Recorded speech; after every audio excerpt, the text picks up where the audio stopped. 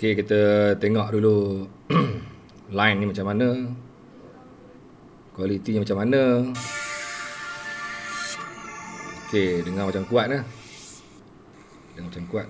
Okey, kita tengok dulu. Okey, audionya sempurna. Ya, ada siapa yang telah pun bersama boleh bagi komen. Ada siapa yang dah masuk boleh bagi komen. Dan ya, Waalaikumsalam Noor Azlina. Orang pertama bagi komen Aida Klang. Waalaikumsalam Muhammad Syaifullah. Waalaikumsalam. Jangan lupa tekan butang share. Harap dapat share live ini untuk manfaat semua. Baik. Ya, audio okey. Cun, thank you. Hafiz Run. Waalaikumsalam Abang Hafiz kita. Lama tak nampak ni. Lama tak jumpa ni Abang Hafiz Run. Bila nak jumpa ni? Bila nak ambil Mas Ink Studio? Bila nak ambil Mas Ink Studio? Baik. Waalaikumsalam. Ya, Waalaikumsalam Fuad Zamir. Abang kita ramai malam ni. Thank you kerana support rakan sepekerja. Rakan sekerja. Sebelum kita pindah ke Sebelum kita pindah ke mana? Ke BB2 Ya, Cik Dut. Waalaikumsalam. Wang Mat. Waalaikumsalam. Saya nak beli baju. Baju apa tu? Baju Boleh PM saya kalau nak beli baju. Alamak, apalah mengganggu bunyi ni. Kacau betul lah. Pam bunyi dia. Mengganggu lah. Baik.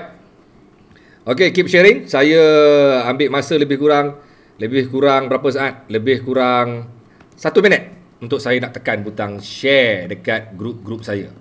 Tapi korang pun ada masa 1 minit. 1 minit untuk tekan butang share. Saya tengah nak tekan butang share dulu. Nak share dekat grup, dekat page, dekat wall, semua tempat yang ada. Saya pun kena tekan butang share sebenarnya. Bukan harapkan orang je. Saya pun kena buat benda yang sama. Barulah benda tu boleh pergi jauh kan? Betul tak? Kan? Saya tengah tekan butang share. Jangan salah tekan cukup. Okey. Alright. Jom saya share ke page kejap. Alright. Okey. Korang pun tekanlah butang apa yang patut, butang-butang yang ada kan. Baik, 17 at, 16 at, 15. Okey. Waalaikumsalam. Singgah kejap Muhammad Ashraf. Apa sah kejap aja. Sukardi Kadri. Waalaikumsalam. Alamak, takkan sekejap aja singgahnya. Lama-lama lah sikit kan. Tekan butang share. Tekanlah dekat mana-mana tempat yang ada sekejap. Sementara menunggu yang lain masuk. Baik, sementara menunggu yang lain masuk, kita dengar lagu. Tapi saya tak nak buka. Dengar je. Kita dengar je. Sambil-sambil korang tekan butang share. Alright, jom.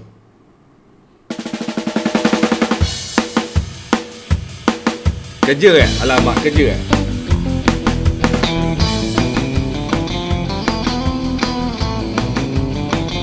Keep sharing. Hari ni kita happy. PKP sudah tamat. PKPP. Alright.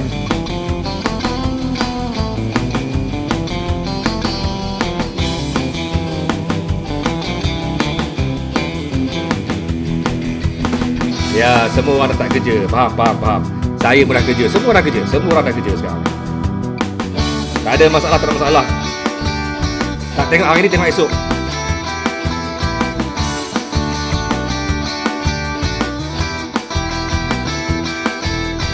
Keep sharing.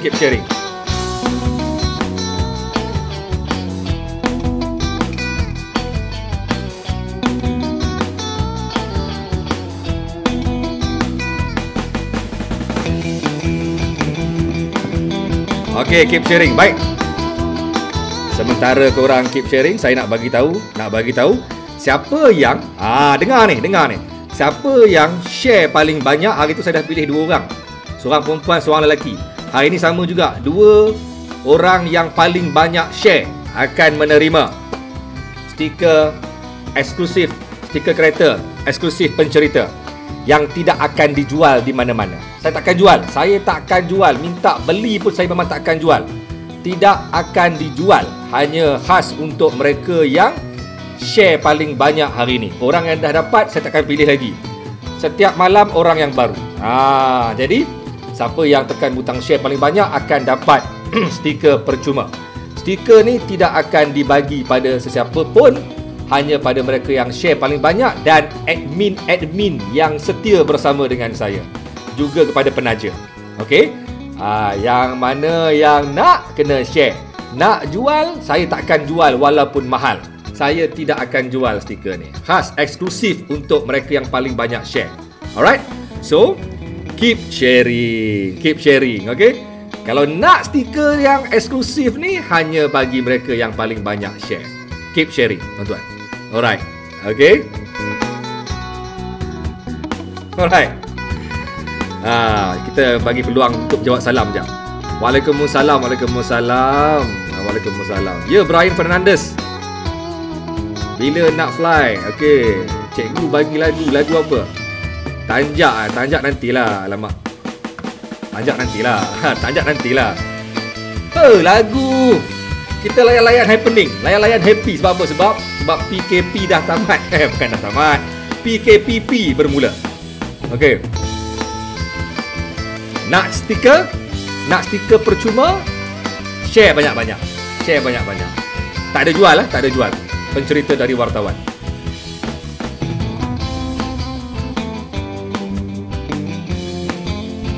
Waalaikumsalam Sukadri Kadri.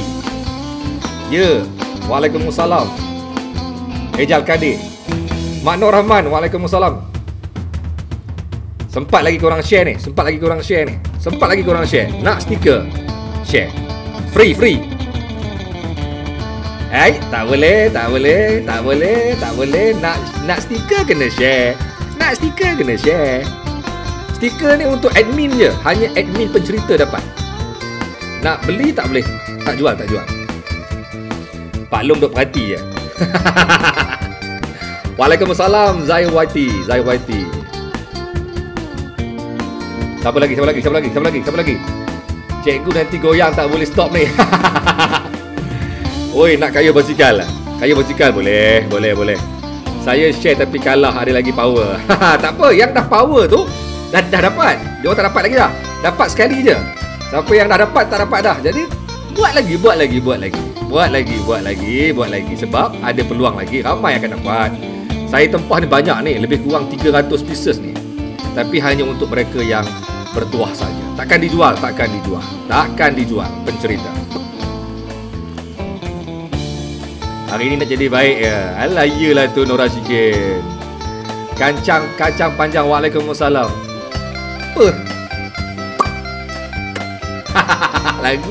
Lagu jahat. Nak stiker Cik Dut, keep sharing. Nak stiker, keep sharing. Stiker tak ada dijual di mana-mana. Okey? Hanya untuk mereka yang share paling banyak dan untuk admin pencerita sahaja. Admin dapat free, saya bagi. Yang masuk peraduan hari itu dapat. Okey, Syaiful Ashraf. Siapa yang hantar peraduan hari itu akan dapat juga. Yang hantar gambar akan dapat stiker ni. Jangan risau. Ya, Intan. Alright, dah lah tu. Asyik dengar lagu je, bosan lah. Okey, dah. Tenang di sana. Okey, baik. Assalamualaikum. Waalaikumsalam kembali kepada mereka yang beri salam. Okey, kita start live. Sekarang pukul apa jam? Sekarang pukul 11.23. Okey, dah okey dah. Dah lebih kurang 8 minit selepas kita buat mukadimah, kan? Baik tuan-tuan, Assalamualaikum kembali. Anda bersama dengan saya Azrul Afandi Sobri, wartawan kumpulan NSTP, dan pada malam ni saya kembali bersama dengan anda dalam segmen dari wartawan. Pada hari ini 10 Jun 2020, hari pertama Perintah Kawalan Pergerakan Pemulihan yang dikuatkuasakan bermula 10 Jun sampai 31 Ogos 2020 tuan-tuan.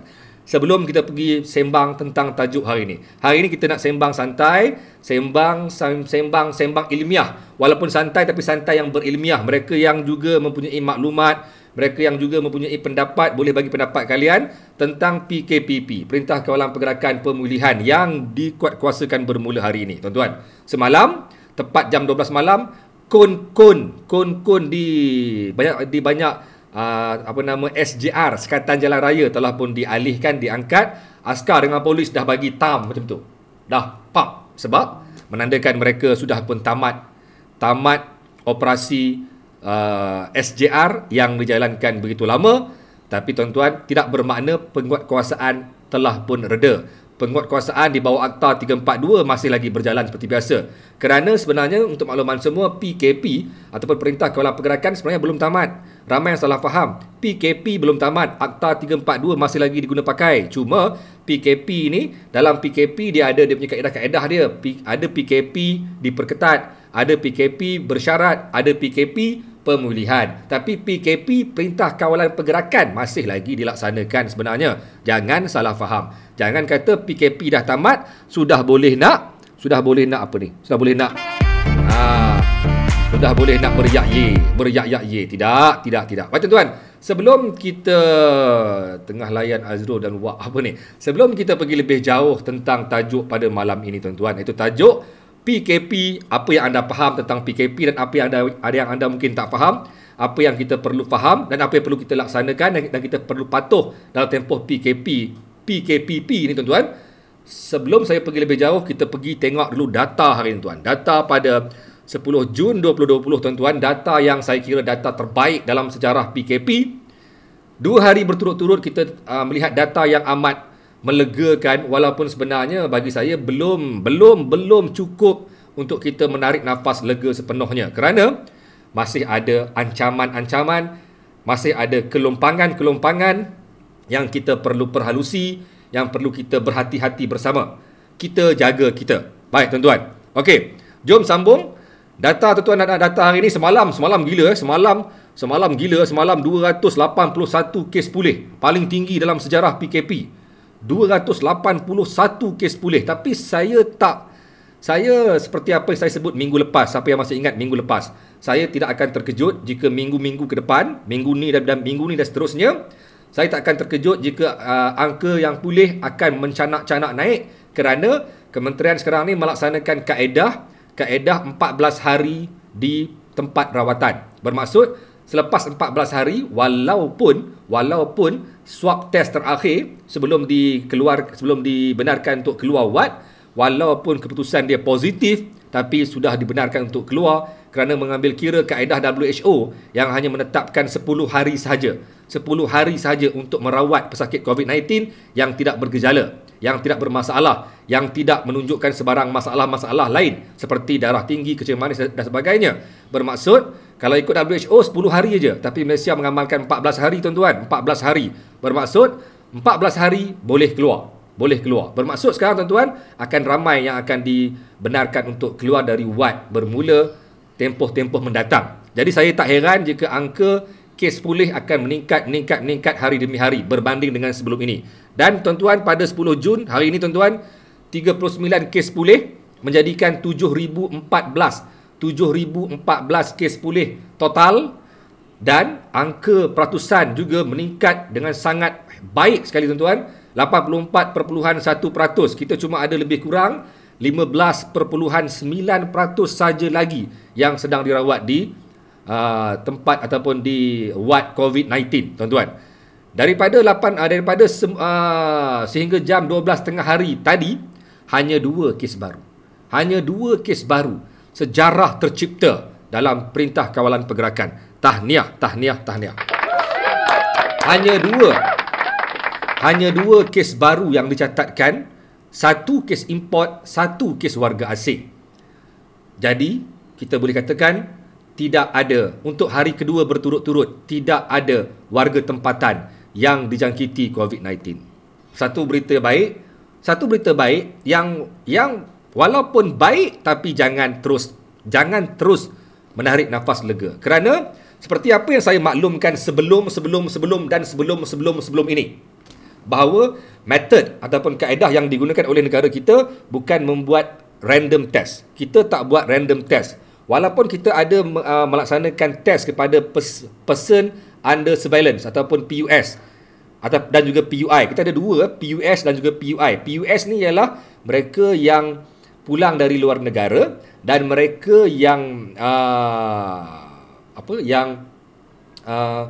PUS ni yang terlibat dalam kumpulan-kumpulan kluster seperti tahfiz, seperti warga emas dan sebagainya. Kena faham pusat jagaan warga emas, anak-anak tahfiz, antara mereka juga yang terletak di bawah PUS, iaitu person under surveillance.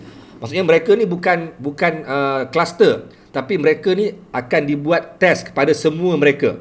Dan juga mereka yang pulang dari luar negara, mereka juga PUS.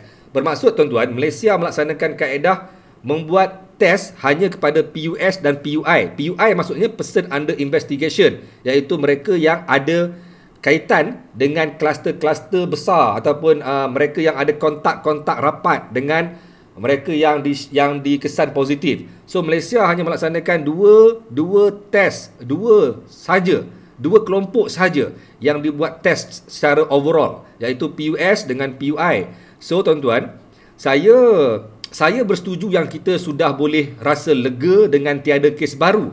Tapi dalam masa yang sama, saya mengajak korang untuk jangan cepat lega sangat. Sebab seperti apa saya sebut sebelum ini, kita tidak pasti adakah sekitar kita, adakah mereka yang berada dalam lingkungan hidup kita, mereka yang pergi kerja hari-hari, mereka yang bersama kita hari-hari dekat office, yang kadang-kadang kita salam dengan dia orang, yang ada ketika kita makan bersama dengan mereka, yang ada ketika kita bersembang dengan jarak yang dekat dengan mereka, kita tak sure yang mereka itu adakah benar-benar selamat ataupun benar-benar bersih, clean. Sebab mereka tidak akan ada peluang untuk membuat swab test ataupun RTK antigen kerana mereka bukan dalam kategori PUI maupun PUS. So, saya boleh kata secara kesimpulan dia, kita boleh kata kemungkinan besar di sekitar kita masih ada yang tanpa sedar sedang carry COVID-19. Tanpa sedar. Cuma mereka tak tahu. Sebab mereka ni tidak akan diambil sampel mereka. Mereka tidak akan. Tak percaya, korang pergilah ke hospital minta nak ambil sampel. Takkan diambil tuan-tuan. Kecuali tuan-tuan bayar dan pergi ke swasta. Itu kena faham dan jelas tuan-tuan. Bermaksud, jangan cepat lega. Angka hari ini, 2 angka positif datangnya daripada PUS. Bukan datangnya daripada orang awam yang dibuat secara random. So, jangan cepat rasa lega. Kerana itulah, seperti apa saya sebut sebelum ini, seperti saya sebut dulu sebelum ini, angka positif memang kadang-kadang akan nampak menjunam sangat rendah kerana sudah tidak ramai lagi yang dibuat saringan. Malah tuan-tuan, semalam hanya 27% kapasiti makmal yang digunakan daripada 30,000 lebih. Hampir 35,000 kemampuan makmal, hanya 25% kemampuan makmal digunakan. Bermaksud masih banyak lagi PUS dan PUI yang belum diambil sampelnya, termasuk anak-anak tahfiz, termasuk mereka di pusat jagaan warga emas dan sebagainya, masih banyak lagi belum dibuat. So kena faham. Jangan cepat sangat rasa lega. Okey? Walaupun kita sudah melihat angka yang sangat rendah. Saya bukan deny, jangan salah faham. Saya bukan deny kementerian. Tidak, saya support angka kementerian, tapi saya nak menasihati bahawa kita belum selamat kerana kita tak sure. That's why perlunya penjarakan sosial, kerana di luar sana masih ramai yang mungkin sedang carry COVID-19 tanpa kita sedar. Clear? Kalau clear, thank you. Baik tuan-tuan, 2 kes baru menjadikan dia total 8,338 kes positif keseluruhan ataupun total kumulatifnya, menjadikan 1,206 kes kadar kebolehjangkitan ataupun kes aktif. Kes aktif hanya tinggal 1,206 dan semua ini sedang dirawat di pusat rawatan COVID di seluruh negara tuan-tuan. 5 sedang dirawat di ICU, tiada memerlukan bantuan pernafasan. 1 kes kematian baru pada hari ini menjadikan dia 118 kes kematian dan 1.42% pesakit COVID menemui ajalnya. Tuan-tuan, kes kematian hari ini, kes kematian 118 adalah kes 824. Bayangkan dan cuba bayangkan. Ini ialah kes awal, kes sebelum PKP 18 Mac. Pesakit ini ataupun lelaki Malaysia berusia 61 tahun ini, tapi jangan salah faham. Jangan pula kata, oh nampak tak sampai 3 bulan belum pulih daripada COVID-19. Tidak tuan-tuan. COVID-19 seperti apa yang dimaklumkan, WHO sendiri meletakkan hanya sekitar 10 hingga 14 hari. Tapi tuan-tuan, kena faham, COVID-19 once dia masuk dalam tubuh kita, dia akan serang anggota-anggota serang sel-sel yang lemah dalam tubuh kita.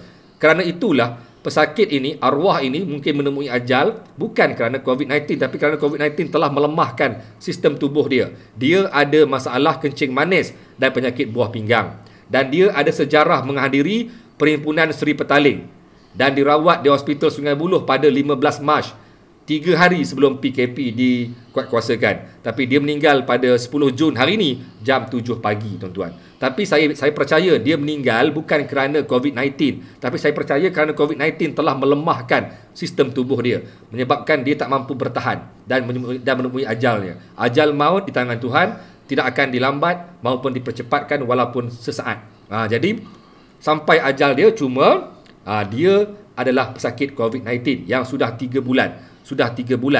Hampir 3 bulan dirawat di Hospital Sungai Buloh. Baik. So clear? Baik tuan-tuan. Tidak ada apa-apa penambahan melibatkan semua kluster. Jadi tuan-tuan kena faham yang kluster-kluster masih aktif. Lebih kurang 29 kluster masih aktif. Tapi tuan-tuan, tidak ada penambahan kes baru dalam semua kluster. Ada pelbagai kemungkinan, mungkin kerana memang sudah tidak ada lagi ataupun masih lagi sedang dikesan.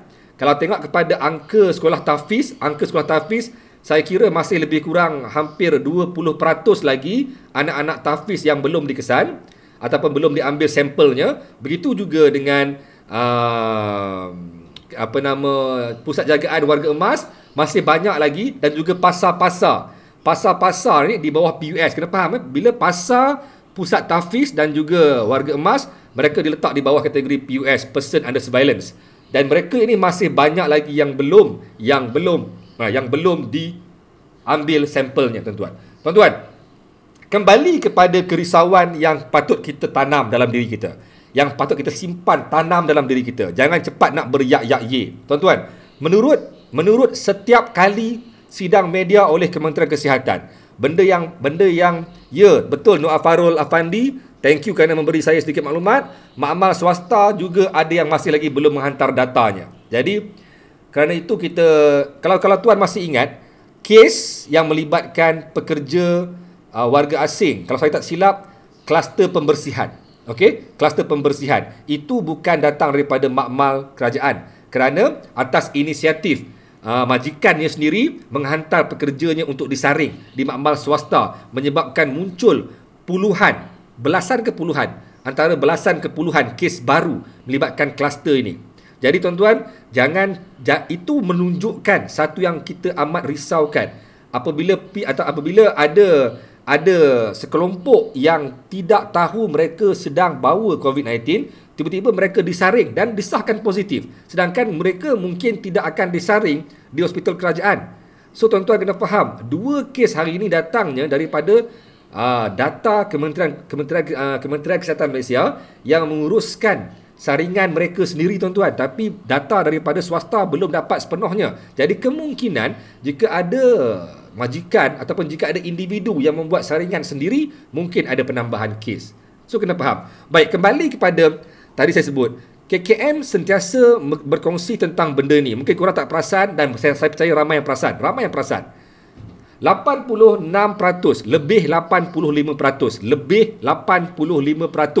kes jangkitan COVID-19 di Malaysia ialah mereka yang tidak bergejala. Yang tidak bergejala langsung. Tuan-tuan, 85%. Tinggi tuan-tuan, tinggi. Hanya 15% sahaja yang ada gejala.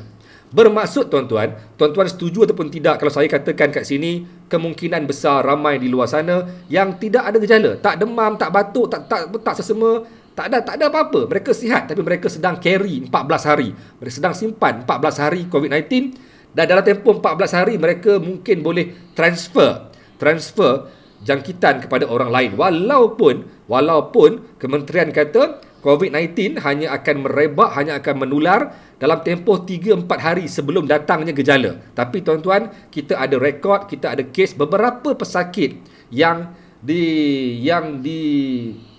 dikesan positif COVID-19 termasuk di depoh tahanan immigration, tuan-tuan. Ratusan mereka yang terkesan yang dijangkiti di depoh tahanan immigration bukan mereka yang bergejala. Mereka yang Mereka di sekolah tahfiz juga tuan-tuan. Ratusan, 500 lebih yang dijangkiti COVID-19 dalam kluster tahfiz, juga mereka yang tidak bergejala. Bermaksud COVID-19 boleh merebak walaupun tidak bergejala. Okey, sebab dia akan lebih aktif dalam tempoh 3-4 hari sebelum datangnya gejala. Saya suka nak share benda ni sebab saya nampak ramai orang sudah mula rasa macam negara kita sudah merdeka. Sudah aman, tenteram, memang aman. Kita sudah mula rasa bebas. Bebas sebebas-bebasnya. Betul, saya setuju. Saya setuju yang kita sudah pun mula rasa bebas sebebas-bebasnya. Tapi tuan-tuan, dalam masa yang sama, kita kena faham bahawa sebenarnya PKP belum tamat. PKP belum selesai. Malah peperangan menentang COVID-19 belum selesai. Malah tuan-tuan, negara-negara di luar sana, negara-negara yang sedang terkesan seperti di US dan Germany dan banyak lagi negara-negara luar termasuk Singapura masih lagi struggle untuk menguruskan COVID-19. Malaysia bertuah kerana strategi yang digunakan oleh kementerian sukses. Tapi kita boleh membuat perbandingan juga, perbandingan kemampuan kita untuk membuat saringan secara rambang. Kita masih lagi tidak mampu membuat saringan secara rambang seperti mana yang dilaksanakan di Korea. Korea membuat saringan secara rambang dengan cukup ramai sekali. Ramai orang diuji dan ramai yang positif. Jadi kita kena faham pro and con. Pro and con kepada angka yang kita dapat lihat. Pro and con dia, angka kita tak besar. Angka kita tak ramai. Tapi con dia, kita mungkin tak tahu berapa ramai yang sedang carry COVID-19 di luar sana. So, dalam soal ini kita jangan cepat rasa lega, jangan cepat nak beryak-yak-ye. Yes, rimas cikgu tengok kereta menderu sampai jam. Yaya Sari, saya tak boleh nak nafikan. Benda ni macam inilah. Kenderaan yang berpusu-pusu keluar itu bukan soal besar. Jangkitan COVID-19 takkan berlaku antara kenderaan ke kenderaan yang lain. Takkan berlaku. Walaupun parking dekat sebelah-sebelah dekat traffic light, takkan berlaku. Saya tak risau dengan kes ataupun dengan keadaan jalan yang jam. Cuma saya risau apabila kita sudah rasa terlalu selesa dan sudah rasa macam tidak ada lagi COVID-19 dalam Malaysia. Dan apabila angka yang ditunjukkan, apabila kita hari demi hari kita melihat tidak ada jangkitan melibatkan warga tempatan, saya amat khawatir kita sudah mula hilang attitude untuk menjaga diri sendiri. Ini yang saya dapat lihat. Okey, kita bukan cerita bab kerja dah banyak. Sektor telah pun dibuka. Tuan-tuan, banyak sektor telah pun dibuka. Sekolah akan dibuka 24 Jun.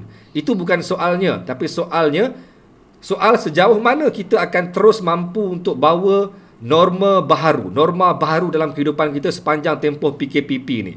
Sejauh mana kita mampu untuk melaksanakan dia dengan cukup disiplin. Itu soalnya. Tuan-tuan, jadi tajuk hari ni tuan-tuan, tajuk hari ni PKPP, apa yang patut kita faham tentang PKPP tuan-tuan. Saya sebenarnya hari ini anggaplah hari ini ialah sesi asah psikologi korang, asah motivasi, sesi menanam kesedaran. Selepas saya pernah buat sesi ni ketika PKP mula diumumkan. PKP diumumkan pada 18 Mac. Hari pertama PKP dibuat, saya dah buat sesi macam ni. Saya basuh orang, nak bagi orang faham kenapa kita perlu pandang dia sebagai serius. Daripada ketika saya buat mula-mula pada 18 Mac dulu, kes tak banyak. Kes belum lagi hebat. Tapi tuan-tuan, hari demi hari kes mencanak dan sekarang ni kes makin menurun. Dan sekarang saya nak kembalikan balik korang punya fokus korang kepada bahaya gelombang-gelombang yang mungkin berlaku tuan-tuan. Kerajaan belum lagi kata dia selamat. Malah kementerian sendiri kata PKPP belum pasti akan kata kita selamat. PKPP bukan muktamad kepada segala-galanya. Kerana kita baru bermula tuan-tuan. Kita berjaya membuktikan kita sukses dalam PKPB, Perintah Kawalan Pergerakan Bersyarat, sukses. Tapi tuan-tuan, kementerian sendiri pun belum kata dia confirm PKPP akan menunjukkan satu penurunan. Tidak tuan-tuan, tidak sama sekali. Kerana sekarang ni semuanya dalam proses try and error. try and error. Kita buka sektor ni, tengok apa jadi. Tak boleh, tarik balik. Buka ini apa jadi. Tak boleh, tarik balik. Dan sejauh mana orang kita mampu untuk patuh dengan SOP dan juga kaedah-kaedah yang ada. So, itulah dia. Itulah dia yang saya nak sangat-sangat bawa topik hari ini kerana saya nak kita sama-sama tengok dan faham apa dia PKPP. Tuan-tuan, perintah, sekejap saya respon sekejap. Masih kurang kesedaran orang ramai pasal jarak 1 meter di banyak tempat dan memakai mask. Betul Cik Salim Harun, betul. Masih ramai orang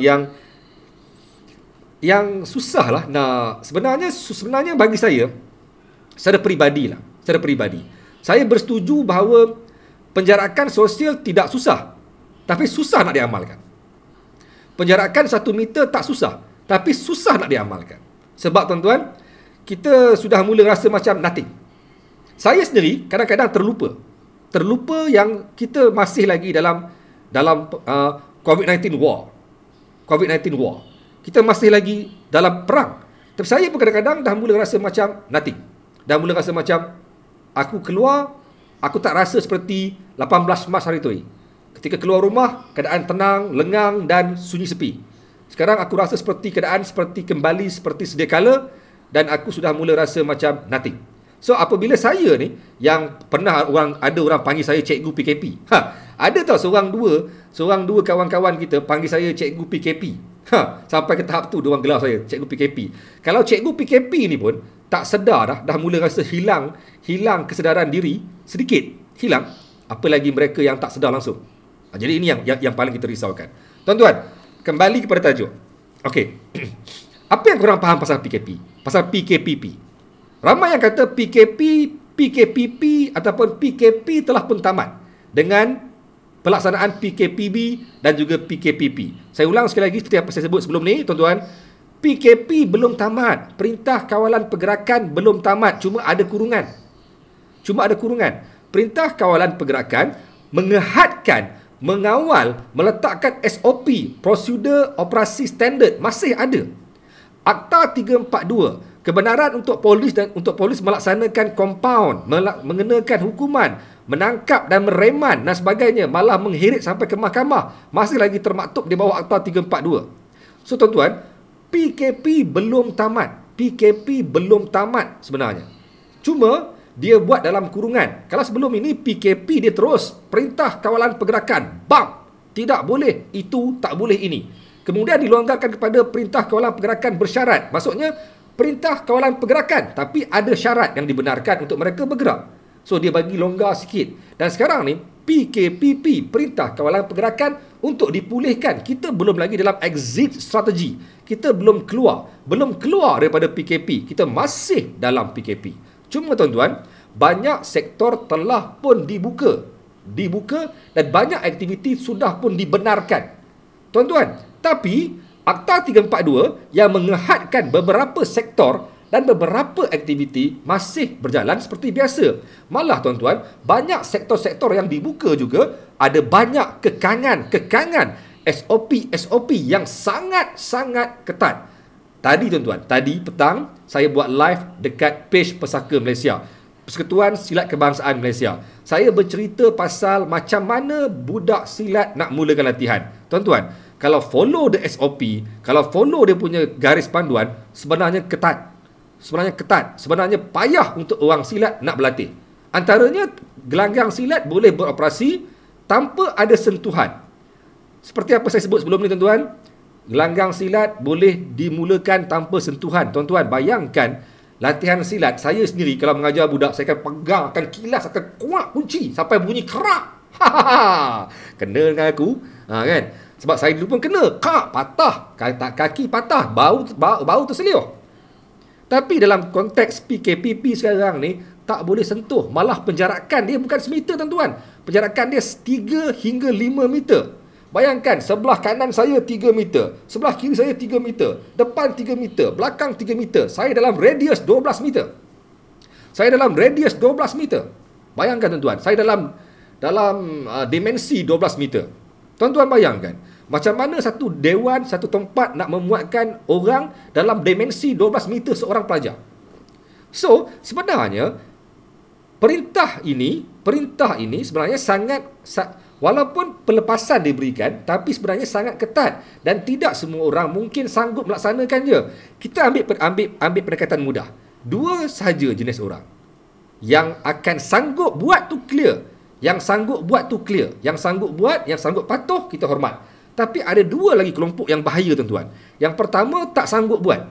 Tak sanggup buat, tak apa. Dia tak buat langsung. Tak buat langsung. So, dia still stop latihan, still takkan buat aktiviti-aktiviti yang dibenarkan. Okay, fine. Tapi ada satu lagi yang dipanggil sebagai tak sanggup tapi nak buat. Tak sanggup tapi nak buat. Dia tak sanggup tapi dia nak buat. Maksudnya, contohnya, dinyatakan secara jelas, jangan kunci budak, jangan pegang budak, jangan sentuh budak. Tapi dia ni, jurulatih silat ni, dia nak juga berlatih, tapi dia degil, dia pegang juga. Kerana bagi dia, tak apa, tak ada orang nampak. Tak apa, tak ada orang pantau. Tak apa, tak ada orang yang akan perhati setiap masa. Dan orang macam ni lah yang saya risaukan, kerana orang macam ni ramai. Orang yang dalam kategori yang pertama, yang tak sanggup, tak buat terus, tak ramai. Yang ramai yang ini. Yang tak sanggup follow, tapi dia nak buat. Dalam kategori kedua ni yang paling ramai yang akan berlaku dalam negara kita. Tuan-tuan, ini telah pun terbukti, tuan-tuan. Terbukti apabila kita sebut kata anak-anak kecil, warga emas jangan pergi ke pasar raya. Bukan jangan, tak digalakkan untuk keluar. Tak digalakkan untuk berada di tempat awam. Kita faham tapi kita buat. Sebab apa? Kita rasa macam tak apalah, tak ada masalah, tak digalakkan. Bukan tak boleh, tak digalakkan. So maka ramai-ramai yang bawa. So benda ni akan berlaku, tuan-tuan. Contohnya, penyediaan apron untuk barber shop. Okey? Lama-lama akan ada yang mula tak patuh, dia akan pakai balik. Pakai balik. Siapa yang tahu? Siapa yang jujur untuk melaksanakan SOP secara total? Siapa yang betul-betul jujur? Saya percaya dalam menjalankan perniagaan, tidak semuanya jujur. Tidak semuanya akan betul-betul mematuhi disiplin perintah larangan ataupun perintah kawalan pergerakan pemulihan, tuan-tuan. Baik, tuan-tuan, comeback kepada perintah kawalan pergerakan pemulihan. Tuan-tuan, banyak sektor telah pun dibuka. Kita cuba study balik one by one. Okey. Ada yang dia sebut mereka rasa seronok, mereka rasa gembira, mereka rasa tenteram, aman apabila kebenaran merentas negeri telah pun dibuka. Semalam beratur orang, berkerumun tunggu dekat jambatan penghubung antara Tanjung Malim dan juga Selangor. Jambatan apa? Saya lupa nama dia. Seperti nak meraihkan pesta jambatan dibuka. Okey, fine. Saya pun seronok sebenarnya sebab larangan rentas negeri telah pun dibenarkan untuk dibuka. Saya seronok. Contohnya saya pada hari Ahad ini, insya-Allah saya akan mengunjungi sahabat saya, Cikgu Akmal Dahalan di Ladang Ala Warisan. Saya memang dah lama sangat nak pergi ke tempat tu, nak buat video, nak tengok tempat tu, nak rasa pengalaman baru saya. Saya dah pernah pergi dulu, tapi nak pergi lagi. So, sekarang ini ialah masa terbaik saya untuk saya pergi. Saya seronok. Tapi tuan-tuan, saya cuba nak bagi tahu, apabila larangan rentas negeri ini telah pun dibuka, orang macam nak meraihkan satu pesta pembukaan negara. Macam tembok perang diruntuhkan. Semua orang boleh pecahkan tembok. Tuan-tuan, sedangkan kebenaran rentas negeri dibuka sebenarnya untuk memberi kita satu peluang untuk bebas bergerak. Tapi tidak semestinya kita perlu mengambil kesempatan serentak begini. Tuan-tuan, Langkawi 1000 tiket habis. 1000 tempat habis dalam tempoh 1 jam. Bayangkan. Lepas tu, tuan-tuan, laporan berita di sana sini cuba menunjukkan bahawa keadaan jalan raya lengang. Seakan-akan macam nak bagi tahu sekarang ni tengah lengang. Oh, sonok. Seakan macam nak bagi tahu macam keadaan lengang, tapi tunggulah nanti. Seakan macam saya pun tak pasti apa yang orang tumpu sangat dengan rentas negeri ni. Kan? Tuan-tuan, dan ramai yang salah faham, ramai yang sudah merancang. Saya nak bagi tahu pada kalau mereka dengar ni. Kalau mereka dengar, saya ada diajak juga oleh rakan-rakan saya untuk pergi ke tempat di Pahang, di Raub Pahang. Kalau ada yang dengar ni dalam kalangan mereka yang ajak saya tu, tolong dengar betul-betul. Okey? Ada yang ajak saya pergi ke Raub Pahang untuk nak pergi makan durian Musang King. Okey? Maka dia orang ajak saya, jom kita pergi ramai-ramai hari hujung minggu ni. Tuan-tuan, ramai yang salah faham dengan Perintah Kawalan Pergerakan Pemulihan. Sebenarnya, PKP belum tamat. Jadi beberapa akta, beberapa undang-undang yang diwartakan dalam PKP masih terpakai. Contohnya, penggunaan kenderaan, kapasiti penumpang dalam kenderaan masih sama undang-undang dia.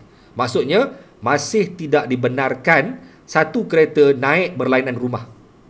Ramai yang tak faham, ramai yang mungkin tak sedar benda tu. Tuan-tuan, satu kereta hanya boleh naik daripada rumah yang sama. Walaupun PKPP diperkenalkan, walaupun PKP telah pun bertukar kepada PKPP, tapi tuan-tuan masih kena ingat, satu kereta mesti diisi dengan penumpang yang sama rumahnya. So kalau nak pergi ke Raup, kena pergi 4 kereta kalau 4 rumah. Tak boleh share kereta. Sebab tuan-tuan, once kita naik satu kereta tu 4 orang, rumah yang berlainan, maka kita dah break the rules, iaitu perintah dalam SOP penjarakan sosial 1 meter. So maksudnya tuan-tuan, ramai tak faham, ramai tak nampak benda ni. Ramai nampak macam boleh merentas negeri, boleh keluar sana sini, jom kita naik motor, tunggang, bonceng kawan-kawan semua everything. Lepas tu naik kereta ramai-ramai, rumah yang berbeza. Tak boleh tuan-tuan, tak boleh. Sebab cikgu tengok kereta pun macam Sadir macam mana. That's why lah Arif. That's why Daniel Arif. Sebab satu kereta kalau nak bersesak-sesak tak ada masalah kalau rumah yang sama. Ramai salah faham. Ramai yang ingat boleh. Ramai yang ingat sudah boleh. Sudah boleh naik satu kereta sampai 4-5 orang dengan keadaan rumah yang berbeza. Ramai yang salah faham. Ini betul. Betul, saya setuju ni. PKPP ni macam perangkap halus untuk yang melanggar SOP. Saya setuju ni. Dia seakan-akan macam satu perangkap.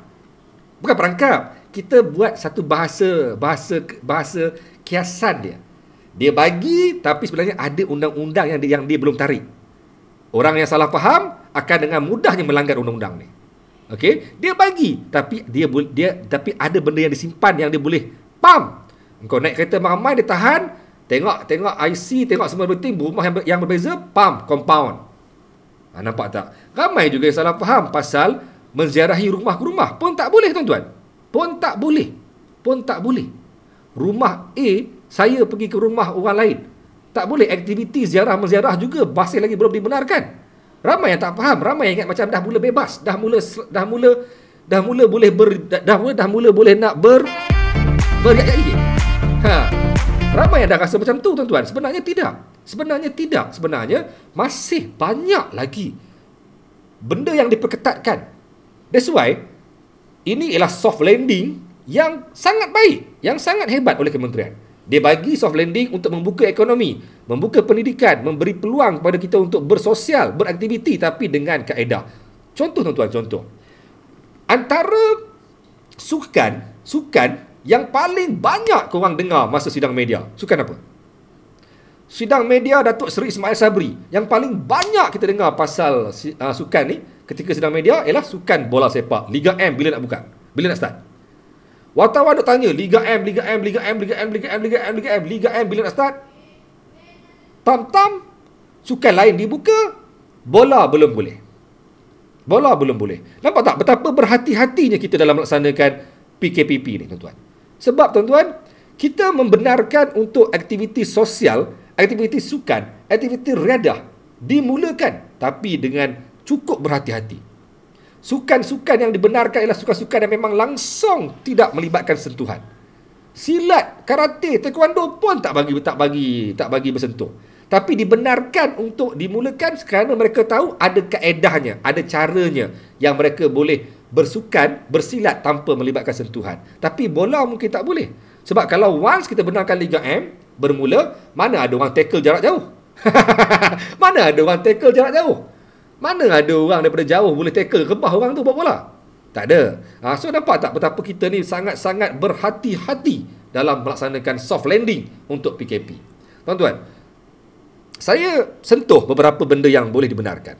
Jom kita tengok apa yang dibenarkan. Antaranya boleh merentas negeri. Yes, tadi saya dah sebut boleh merentas negeri. Tapi tuan-tuan, dalam satu keluarga yang sama, menaiki kereta yang sama. Konvoi memang dibenarkan, tapi konvoi menggunakan kenderaan sendiri. Bukan naik dalam kenderaan itu ramai-ramai orang.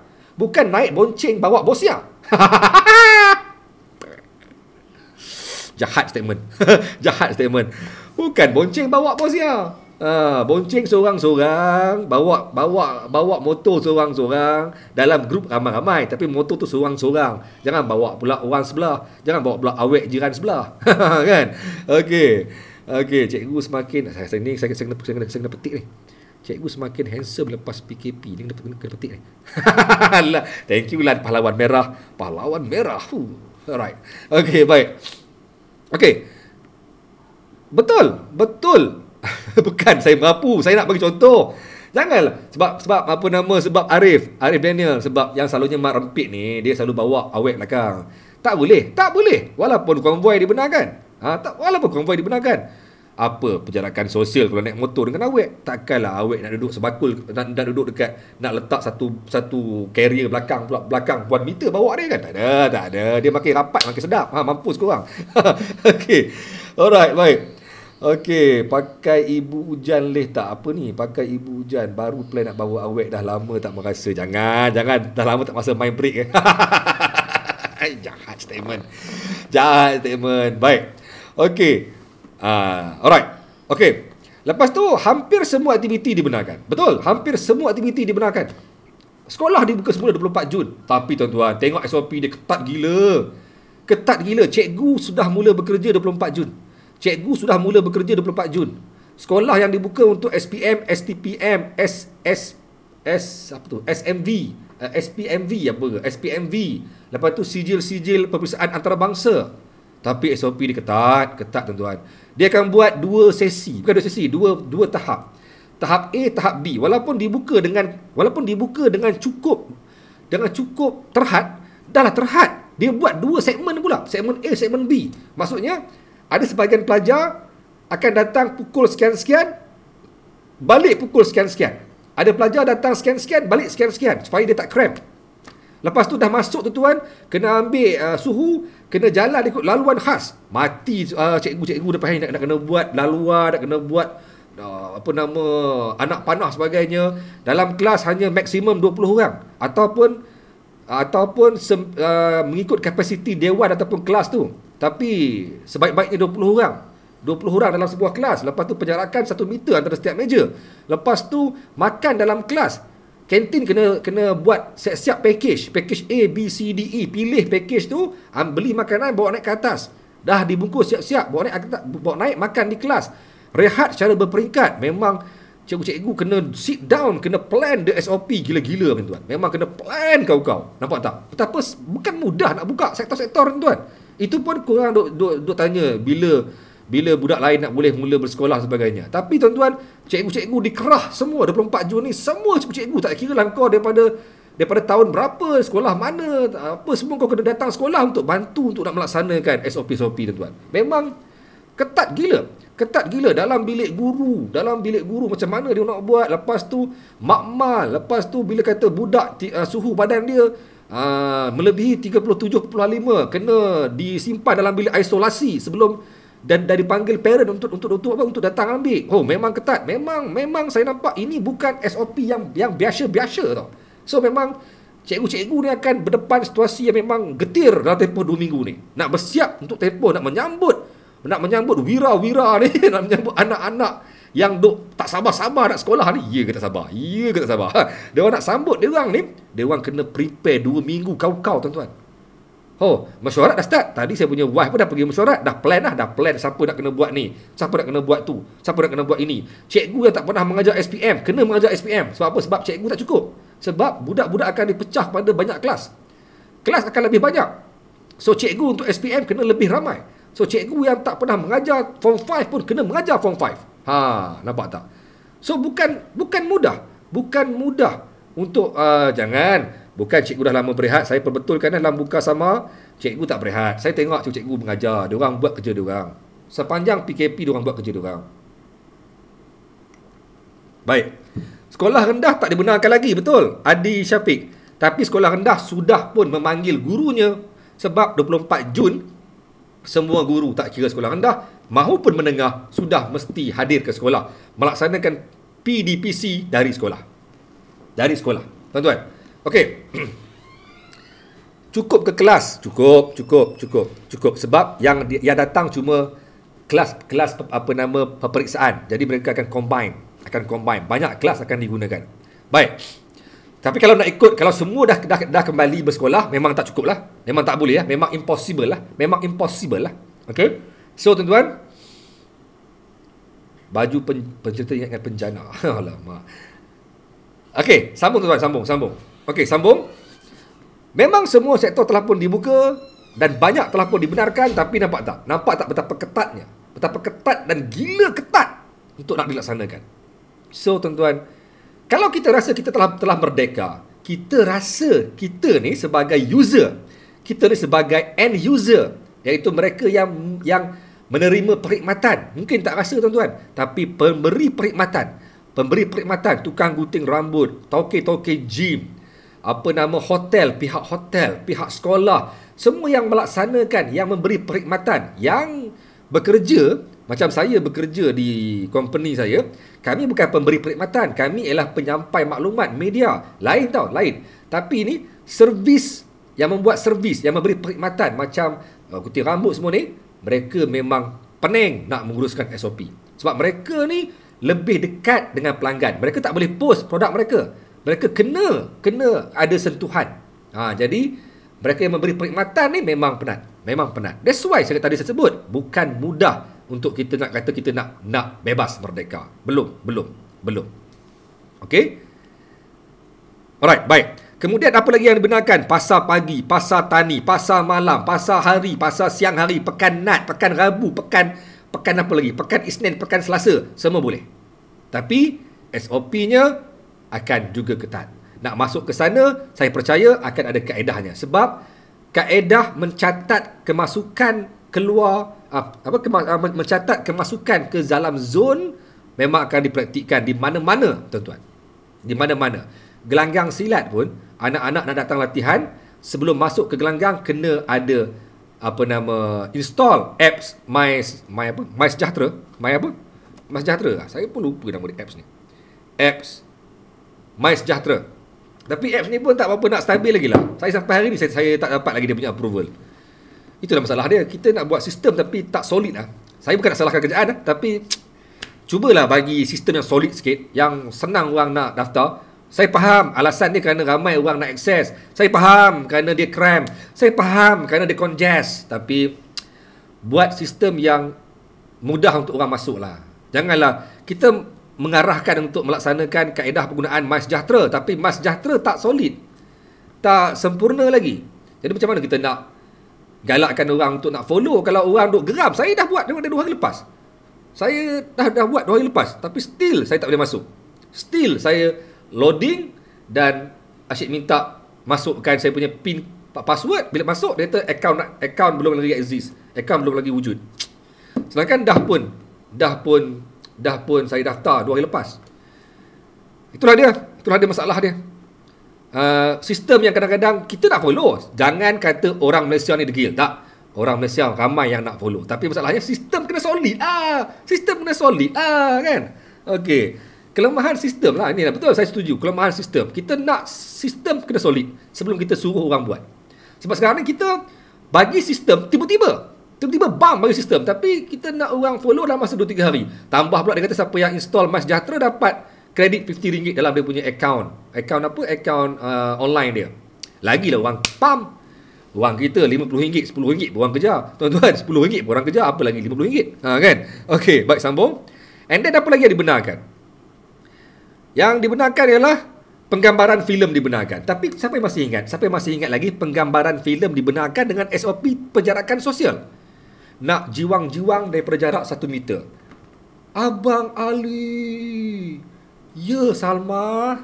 Tak boleh lagi nak peluk-peluk, nak cium-cium, nak dalam filem Melayu ni dia peluk-peluk mak dengan anak peluk. Orang kata tak apa, tu mak dengan anak, sedangkan dia tu bukan muhrim.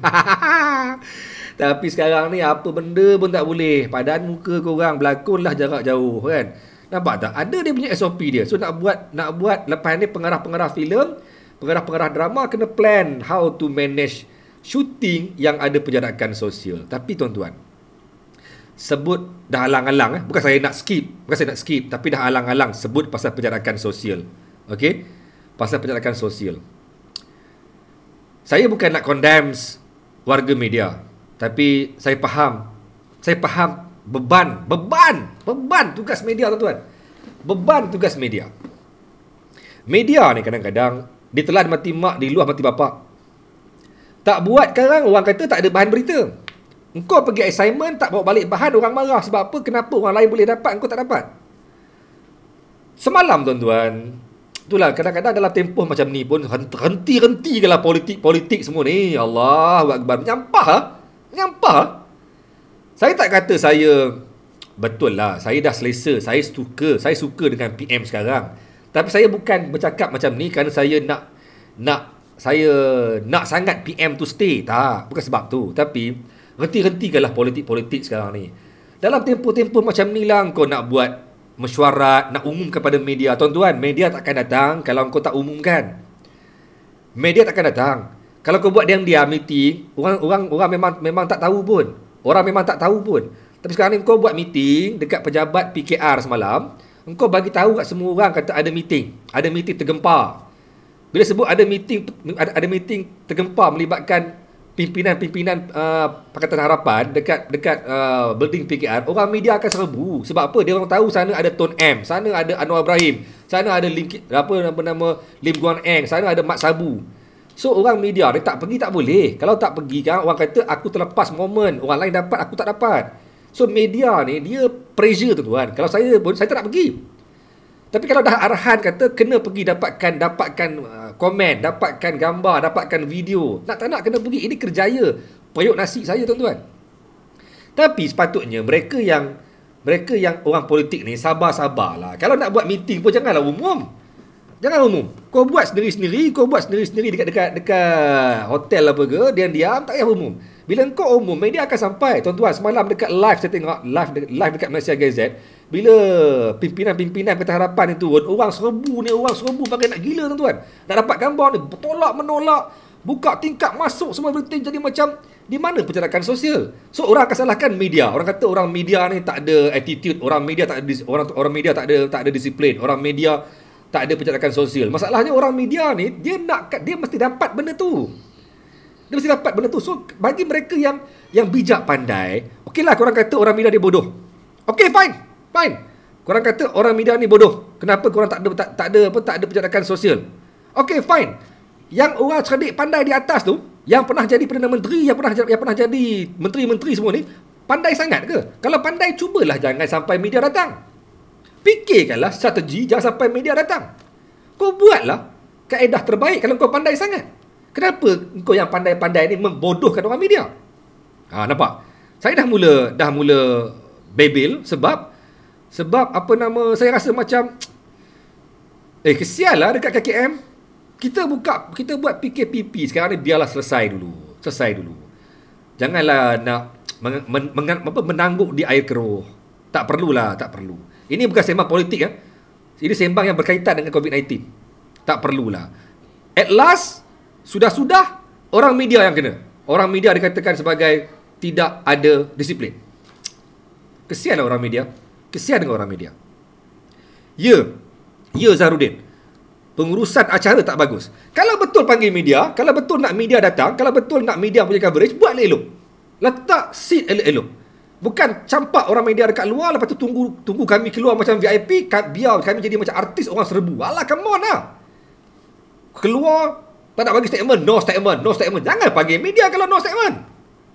Keluar jalan dengan megahnya masuk dalam kereta, no statement. No PC, no statement. Jangan bagi tahu kepada media kalau no statement. Dah marah lah. Jangan panggil media kalau no statement. Bila keluar no statement. Kalau boleh, kalau panggil media, buat elok-elok, letak kursi elok-elok supaya media dapat buat liputan dengan baik, dengan tenang. Ini keluar no statement. Lepas tu orang media mesti dapatkan gambar tu, mesti nak jolok. Ya Datuk nak ya ton nak jolok, tapi no statement. Hambui. Panggil media tapi no statement. Baik jangan panggil. Baik jangan hebah-hebahkan, jangan war-warkan. Korang kata korang bijak, tapi korang buat kami ni macam orang bodoh. Kan? Kami jadi orang bodoh kerana orang bijak. Mana dia? Mana dia? Sekali lagi. Okey, betul. Dia orang ni membangangkan media. Kesian orang media. Saya kesian dengan kawan-kawan saya. Kesian dia orang semalam dalam live ramai kata, apa ni media ni bodoh lah media tak ada ni semua. Kesianlah orang media. Kesianlah kawan-kawan saya. Kesian kawan-kawan saya. Baik, sambung tuan-tuan, sambung. Betul, boleh buat meeting dalam Google Meet. Kenapa? Bodoh sangat. Kena bodoh lah. Okey. Kami yang bodoh ataupun mereka yang bodoh? Okey, baik. Okey. Aduh, geram. Marah sebab saya kesian kawan-kawan saya kena. Kesian dia orang kena. Baik, sambung tuan-tuan, sambung. Antara yang lagi akan dibuka ialah muzium akan dibuka. Konvoi motor dibenarkan. Dan tiada sekatan merentas negeri. Melancong dalam negara boleh. Maka Langkawi penuh. Maka Port Dickson dah sudah mula menjadi tempat tumpuan. Dan maka banyak tempat sudah pun mula diintai untuk orang berehat. Okey, fine, tak ada masalah. Tapi tuan-tuan kena faham. Kena faham betapa ketatnya, betapa risaunya, betapa amat merisaukan apabila kita sudah mula menjengah ke lokasi yang tidak pernah kita pergi dan pernah didiami oleh orang lain. KKM sendiri sebut, hati-hati, sediakan alat secukupnya. Nak masuk hotel, spray. Saya pernah pergi ke Port Dickson 3 hari sebelum PKP. Saya pergi pada 15 Mac. Port Dickson yang saya pergi tu ialah di Sri Pena. Sri Pena ni ialah hotel untuk staff media prima saja, tak campur orang lain. So kita boleh anggap dia tak heavy lah. Tapi walaupun tak heavy tuan-tuan, saya bawa sendiri tau. Spray basmi kuman. Nak masuk saya spray dulu dia punya tombol, saya lap. Dah masuk saya suruh dia orang semua duduk luar dulu. Anak-anak, isteriku, anak-anak dan isteriku duduk di luar biar bapak masuk. Biar frontliner masuk. Saya masuk, saya spray semua tombol-tombol sinki, tombol-tombol pintu, alat-alat aircon, switch, tak kira lah, saya spray, saya lap, semua everything dah clear. Wahai anak-anakku, silalah masuk. Nampak tak? Bapak yang prihatin. Tapi itulah dia, bukan senang sebenarnya. Kalau kita nak bercuti sekalipun, SOP kena dilaksanakan, tuan-tuan. Okey, apa lagi yang dibenarkan? Korban, aktiviti korban yang akan berlangsung, yang akan jatuh pada penghujung bulan Julai.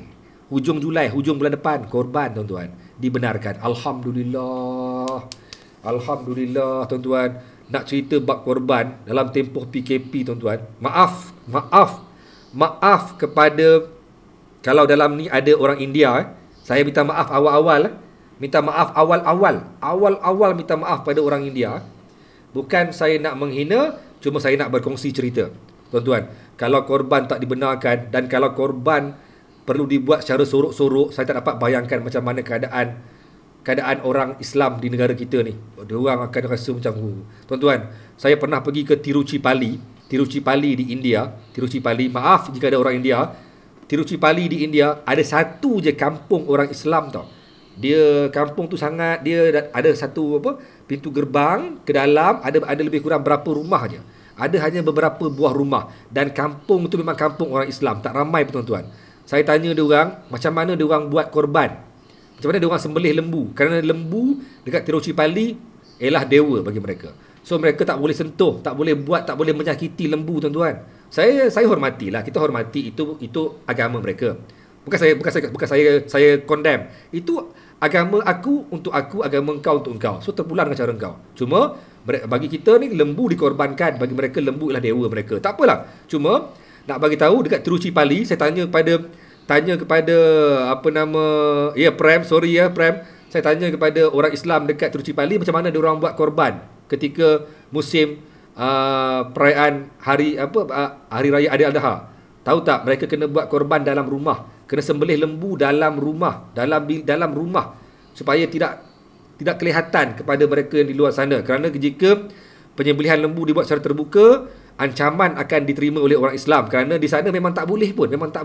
Tapi saya hormati, itu memang kaedah agama mereka. Tak apa, cuma nak bagi tahu betapa sukarnya orang Islam nak buat penyembelihan lembu dekat Terusi Pali, kena buat dalam rumah. So takkanlah, bayangkan satu daerah yang memang tak bagi langsung sentuh lembu ni, tapi orang Islam nak buat juga. So kalau kata dekat Malaysia tak bagi sembelih korban ni, mampus. Memang orang akan jadi macam, oi, tak boleh. Orang akan buat, orang nak buat juga. Alhamdulillah, korban dibenarkan. Hari Raya Haji dibenarkan. Tak ada masalah. Tapi tuan-tuan, kita pergi kepada yang tak dibenarkan. Hari Raya Haji dibenarkan, tapi aktiviti rumah terbuka, kunjung-mengunjung tak dibenarkan. Bermaksud tuan-tuan, Raya Haji dibenarkan, tapi tuan-tuan, aktiviti kunjung-mengunjung seperti Aidilfitri hari tu, kan dah sebut, hari pertama hanya untuk keluarga terdekat, 20 orang sebuah rumah, saya percaya akan dipraktikkan sama. Tak boleh juga sebenarnya. Boleh sambut Hari Raya Aidil Adha. Saya percaya masjid akan dibuka dan solat akan lebih ramai. Sebab Johor pun bermula Jumaat ni, bermula besok, masjid-masjid sudah pun dibuka untuk kapasiti yang sepatutnya dengan penjarakan sosial 1 meter. Bermaksud masjid untuk solat Jumaat, untuk solat Hari Raya dan sebagainya sudah pun dibuka. Bermaksud boleh, tapi tetap kena ada dia punya hati-hati. Maksudnya Raya Korban boleh, tapi ziarah-menziarah, kunjung-mengunjung, salam bersalaman, peluk berpeluk, drama tak boleh juga. Tak boleh juga. Okey. Lepas tu, rumah ibadat masjid akan diberi kebenaran mengikut keluasan. Alhamdulillah, rumah ibadat saya sebut sekali lagi, rumah ibadat dan juga masjid, bermaksud kuil, gereja, semua rumah-rumah ibadat agama-agama lain juga akan diberi kebenaran yang sama dengan mengikut SOP yang sama. So, tapi tuan-tuan kena faham, SOP bukan simple. Siapa yang study balik SOP kurang akan faham. SOP is not is simple like I say. SOP bukan semudah bahasa mulut kita, tapi SOP amat ketat sebenarnya tuan-tuan. SOP amat ketat. Dan tu tadi saya sebut akan ada 2 puak. Satu puak yang takkan ikut SOP tapi dia nak buat juga. Dia buat tapi melanggar SOP. Ini yang masalah. Okey, saya break jap, baca komen. Johor esok dah start. Thank you, Alhamdulillah. Thank you Johor. Tahniah, terbaik Johor. Okey, apa ni? Saya tak faham ni. Apa ni? Juliana ni tak sanggup dah PH pemerintah. Politik. Saya bukan sembang bab politik. Saya cuma tadi saya nak bagi tahu yang jangan memperbodohkan wartawan. Dah. Saya tak suka sembang. Kalau saya sembang bab politik, korang akan jadi lebih macam mana? Saya bukan tak pandai sembang bab politik. Saya tak nak. Tapi once saya buka bab politik, saya boleh jadi wakil rakyat tau. Saya boleh bertanding tau. Tapi tak nak lah. Saya boleh sembang, saya boleh tiau dia orang. Saya boleh bam. Termasuk kerjaan sekarang. Saya boleh bam. Kerjaan dulu dan selamanya saya boleh bam. Tapi tak payah. It's not me. I'm not political journalist. I'm a hampeh punya jurnalis. Haprak punya jurnalis. I'm not political journalist. Saya tak layak bersembang bab politik. Saya hanya wartawan kelas bawahan, kelas hampeh. Baik, okey. Kalau masa 2 minggu ni tiba-tiba kes naik sebab orang rentas negeri, sekolah mesti tak jadi buka. Tak. Rosaiman, saya sentuh bab ni sebab kebetulan dia sebut. Okey, saya percaya strategi yang digunakan oleh kerajaan, oleh kementerian sekarang ini, jika ada kes baru melibatkan COVID-19. Okey, kena faham PKP takkan dibuat lagi. Korang percayalah. PKP takkan comeback. PKPB memang dah ada, PKPP dah ada, tapi PKP solid tanpa ada dalam kurungan takkan dibuat lagi. Setakat apa yang kita lihat dengan strategi kerajaan, PKP takkan dibuat. Tapi tuan-tuan, jika ada kes-kes baru melibatkan mana-mana tempat, mana-mana lokaliti, PKPD atau PKPD secara pentadbiran akan dibuat. Maksudnya, Kementerian Kesihatan melaksanakan kaedah fokus, kaedah bertumpu. Maksudnya kalau ada kes, lockdown tempat tu, settle tempat tu. Dengar kes lain, lockdown, ambil ujian. Lockdown, ambil ujian. Sebab mereka tak perlu buat PKP kerana bila buat PKP tuan-tuan, once PKP dibuat, kos untuk menguruskan rakyat negara kita ni sangat tinggi. Korang bayangkan satu orang RM150 per day untuk kuarantin di hotel. Korang bayangkan Bila PKP dibuat, pelajar-pelajar universiti sebelum ni diberi makan secara percuma setiap hari. Korang bayangkan bila PKP dibuat, ekonomi kolaps dan kerajaan kena menyediakan dana beratus bilion ringgit untuk nak suntik ekonomi rakyat dengan menyediakan pelbagai insentif, pelbagai inisiatif untuk melonjakkan ekonomi. So saya percaya tidak ada lagi PKP. Yang ada ialah PKPD. Ada je bam. Okey. Tengok gaya cikgu kalau bantai leh tertiarap. Jangan ajak debat, confirm fakta dalam poket. Tak leh jalan dengan mulut kaki tangan yang jawab. Betul Mak Arno. That's why saya tak boleh jadi pemimpin. Saya tak layak jadi pemimpin. Saya tak layak jadi wakil rakyat. Sebab kalau mulut tak jalan, penampar penumbuk jalan. Kaki naik. Tak boleh. Aku tak boleh. Biarlah aku jadi wartawan haprak je lah. Okey, baik. PKP rugilah kerajaan. Ramai minta. Betul. Kalau PKP lagi, collapse. Kita akan collapse. That's why strategi oleh kementerian sekarang ni paling terbaik dalam dunia. Dia bagi secara soft landing, nampak ada masalah, bang. PKPD. 300 orang, 300 kita buat saringan. 300 orang kita buat saringan. Ada 500 kita saring. So, okey lah. Tapi tuan-tuan, saya cuma minta satu kelonggaran. Saya pernah suarakan benda ni. Saya minta supaya kerajaan, Kementerian Kesihatan untuk lebih agresif. Kementerian Luar di bawah Datuk Seri Syamudin tolong lebih agresif. Menteri Luar tolong lebih agresif untuk berunding dengan pihak Korea ke Germany? Saya lupa. Korea. Untuk mendapatkan antigen rapid test kit, RTK antigen dengan jumlah yang banyak. Tolong dapatkan dengan banyak. Sebab tuan-tuan, satu ujian RTK antigen kos dia RM50. Saya mencadangkan, jika orang yang dengar live ni sampai ke pihak kementerian, saya cadangkan, tolong usahakan untuk bawa masuk jumlah yang banyak. Kalau dapat juta-juta lah bawa masuk. Sebab tuan-tuan, okey, apa saya maksudkan? Bila kita ada banyak antigen rapid test kit dalam negara kita, banyak. Kalau saya ni demam, saya rasa macam lain macam ni, saya nak buat ujian untuk diri saya secara menggunakan antigen rapid test kit. Saya boleh buat dengan saya bayar sendiri. Mungkin bayar RM80, tak apa. Saya bayar. Sebab tuan-tuan, saya nak diuji.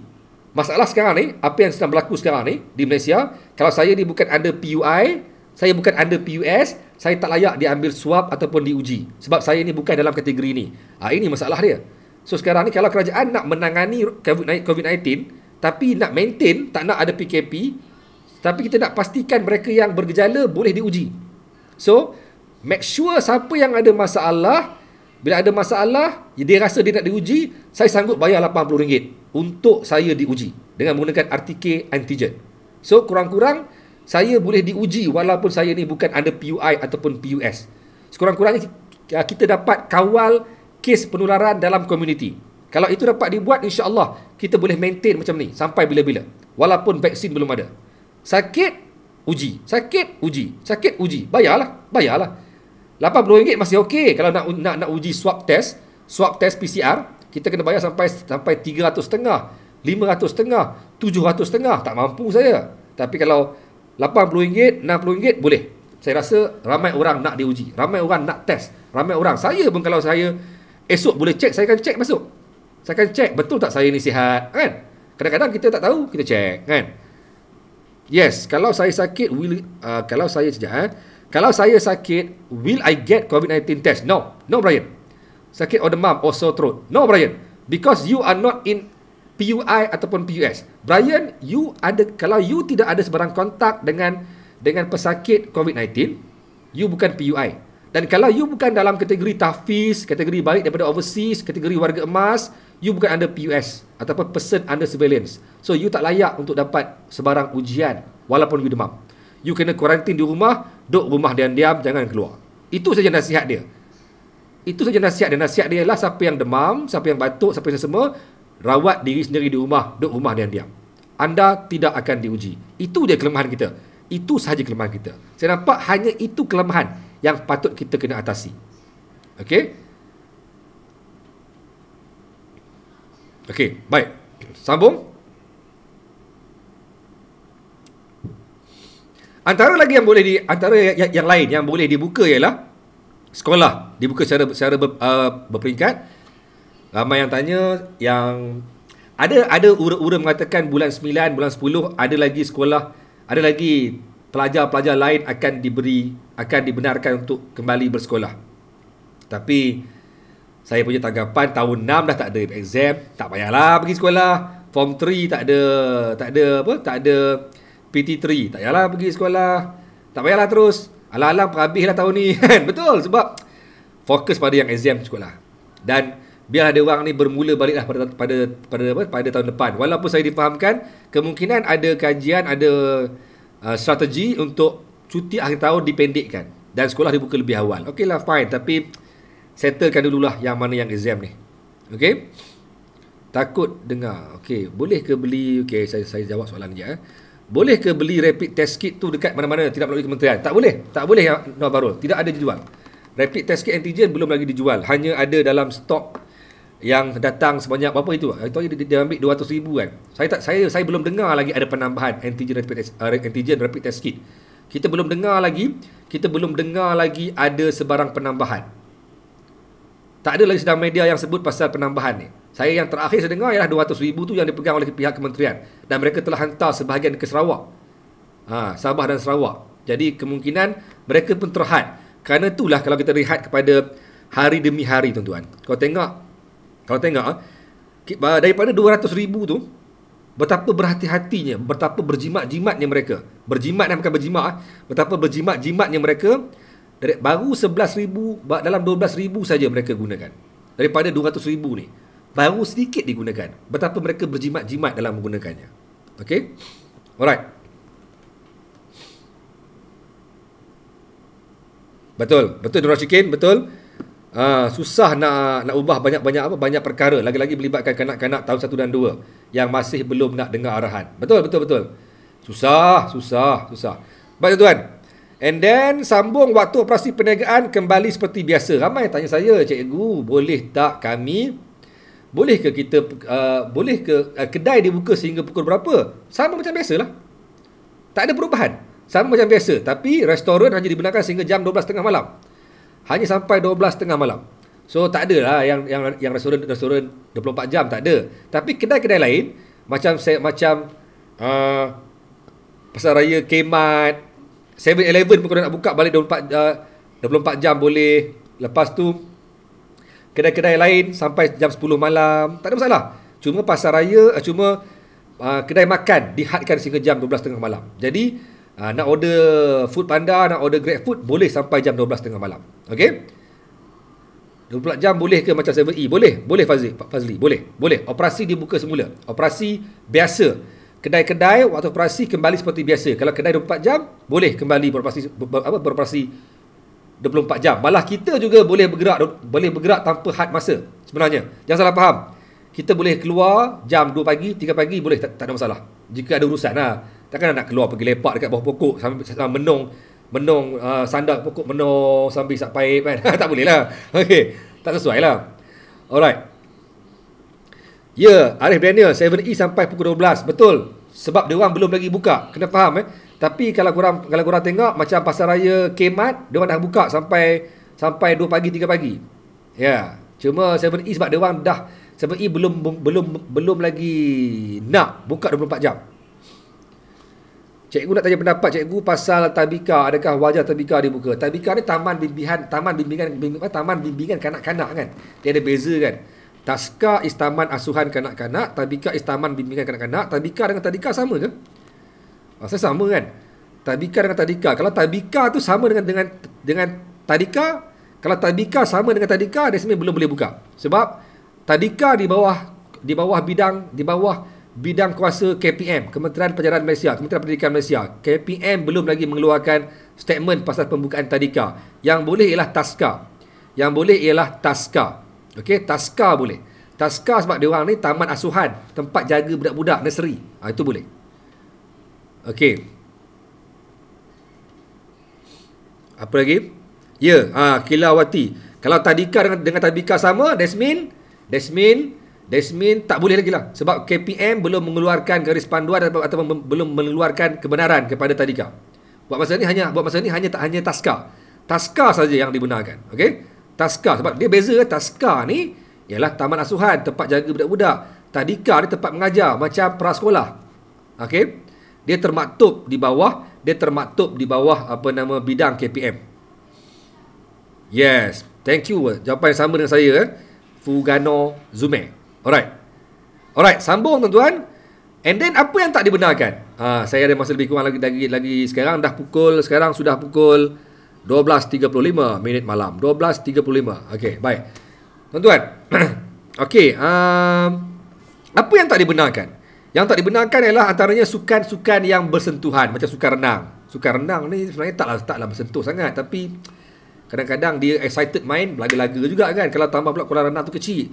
So, sukan renang tak dibenarkan. Sukan bersentuhan, bola sepak tak dibenarkan. Melancong ke luar negara tak dibenarkan. So, janganlah duk fikir. Tapi lah, kadang-kadang saya pernah dapat satu perkongsian oleh Brian kan. Macam mana MAS, Malaysia Airline System, membuat satu sistem, dia orang tak nak refund, dia orang punya pelanggan punya duit, dia suruh bawa ke tarikh yang ke depan, sedangkan orang belum bersedia untuk melancong. Dia letak ke tarikh yang dekat, next year punya tarikh.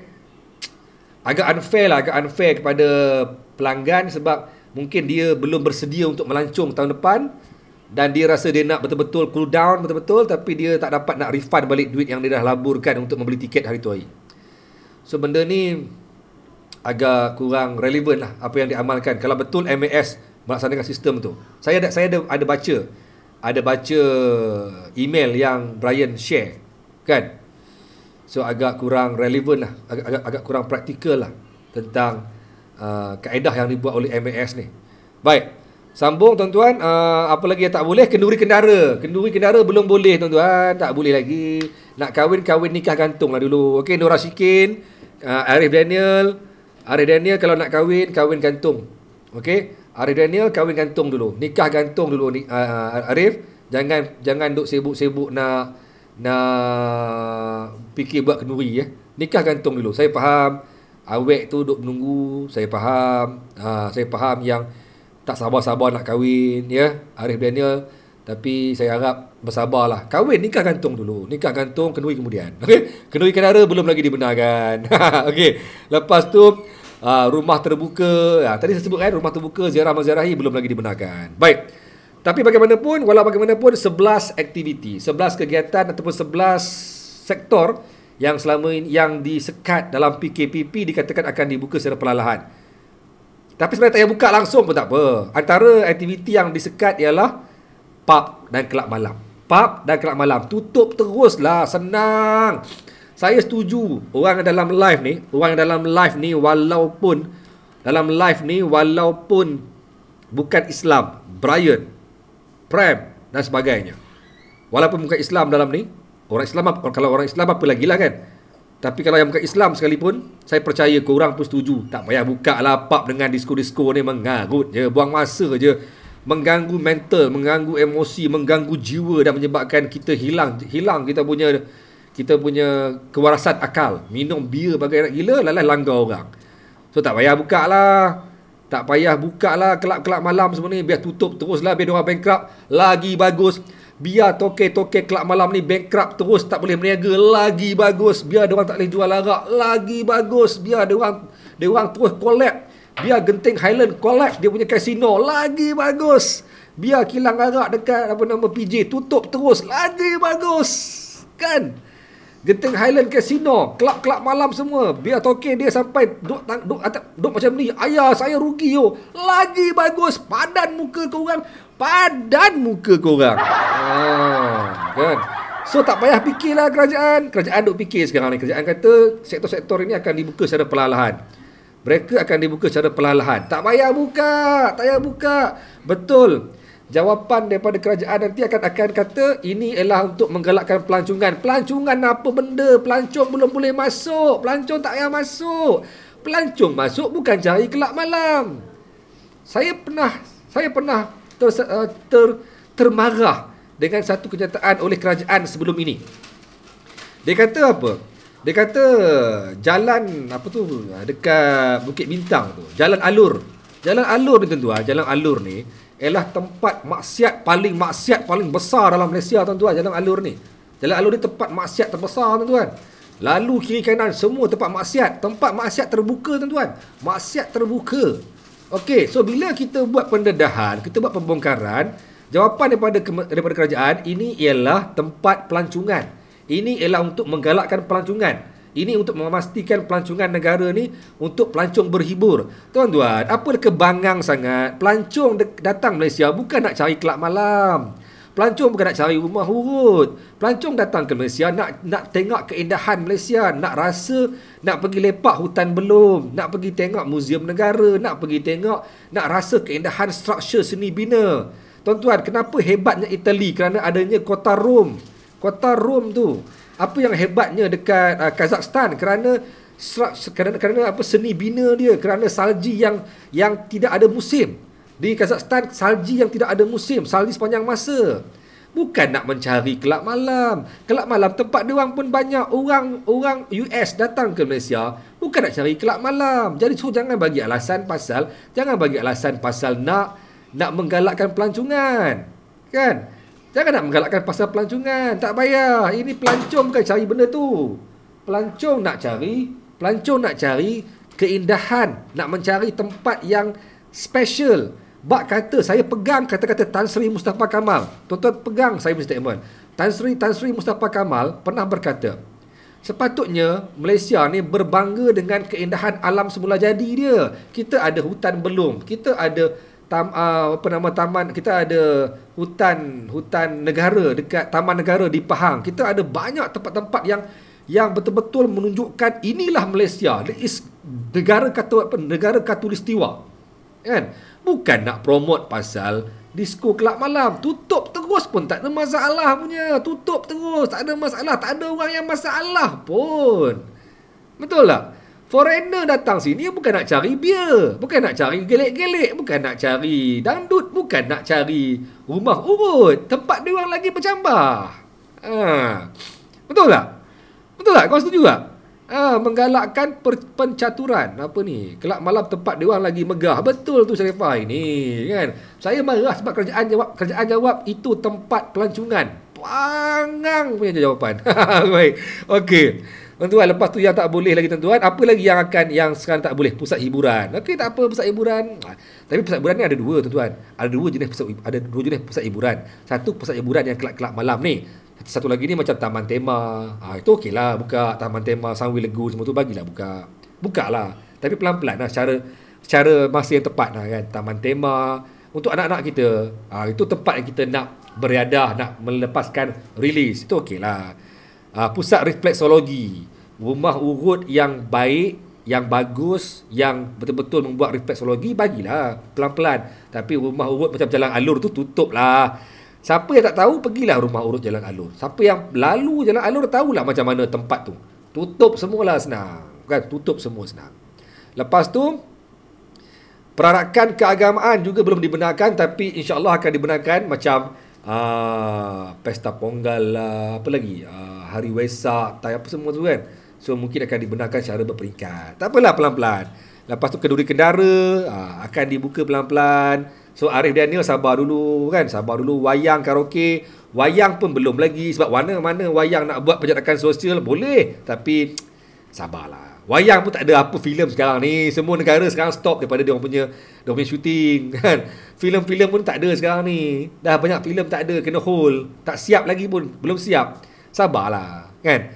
And then last sekali apa lagi yang tak boleh ni? Rugby, bola sepak, hoki, melancong, perhimpunan orang ramai. Saya pun ramai tanya, cikgu bila nak start balik buat kelas tari silat. Saya ni ialah jurulatih silat dan saya kan orang kata belagak pula, saya ni ialah juara dalam tari silat. Permainan tari.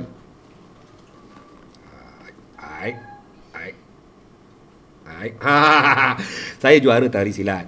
Jadi saya ditanya bila saya nak buat kelas tari silat. Tak boleh lah. Sabarlah kan, sabar. Pelan-pelan. Okey, pelan-pelan.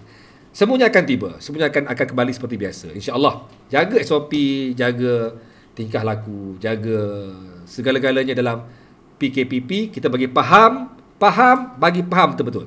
And then kita InsyaAllah akan menang.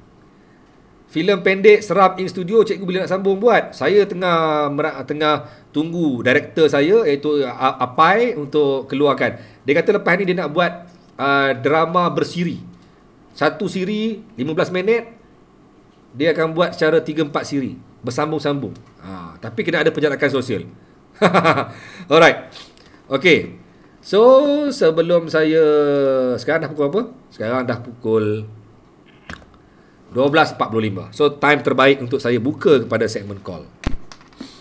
Hari ni santai je kan, tak ada apa. Topik santai hari ni. Tapi tuan-tuan, sebelum saya pergi lebih jauh, ingat jangan lupa siapa yang nak stiker ni tak dijual, takkan dijual di mana-mana.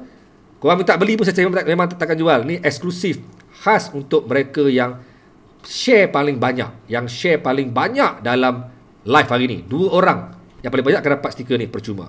Admin yang risau, admin Afarul, Sarah Zainal, Afarul, Sarah Zainal, siapa lagi? Lin, lagi siapa lagi? Siapa lagi tu? Alamak, Oja, Tuan Akmal, Cik Bayu. Kita akan bagi stiker ni percuma. Okey? Baik.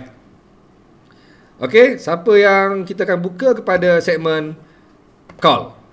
Ada siapa yang nak call? Boleh call sekarang untuk kita melayan korang sembang-sembang sekejap. Topik santai hari ni. Tuan-tuan, sambil-sambil kita ni, saya nak bagi tahu pada anda semua bahawa topik pada hari Sabtu ni, saya nak buka balik topik pasal etnik. Saya nak share pasal etnik Semban, etnik Emban. The rare ethnic. Hello, Assalamualaikum. Hello Azrul, how are you? Oh, waalaikumsalam. Brian, fine Brian. Bila you fly? Tak tahu lagi lah, tengah tunggu SOP lah, macam SOP tengah keluar. Tak apalah, kita kena ikut lah.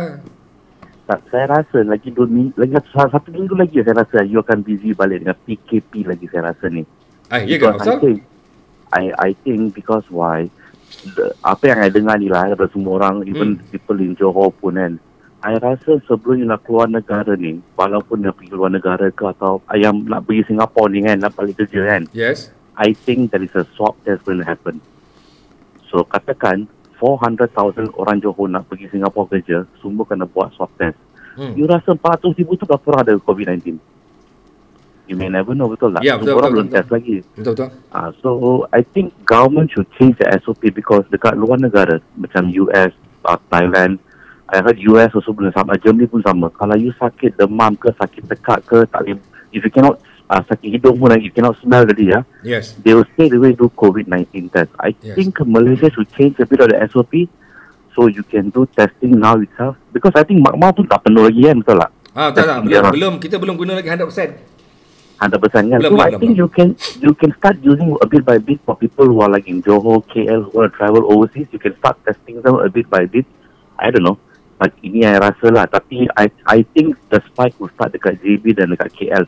Those who want to fly out of the country, I think will start. Tapi tengah tunggu bila lah.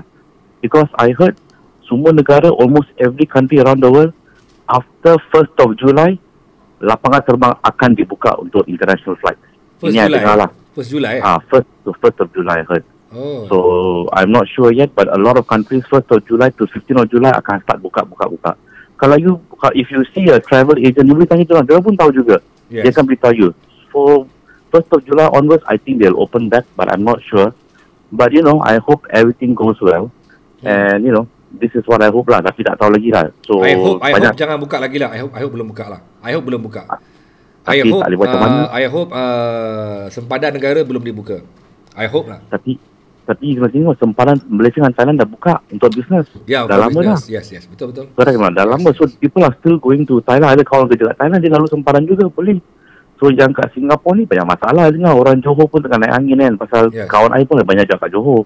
So banyak tak gaji 2 bulan, Betul. So they want to go back to work. So I hope the government does something about it. A lot of people are looking forward. Yes. But I hope it works lah, Yes. But I hope you won't be busy lah. Pasal kalau nombor naik, you busy balik, betul tak? Saya sebenarnya saya tak ada masalah. Busy tu memang dah memang kerja, Brian, tak ada masalah. Jalan je. Yelah. Tapi yang I paling I naik angin ni selalu apa tau? politik ni start gaduh balik. Aduh. Ya.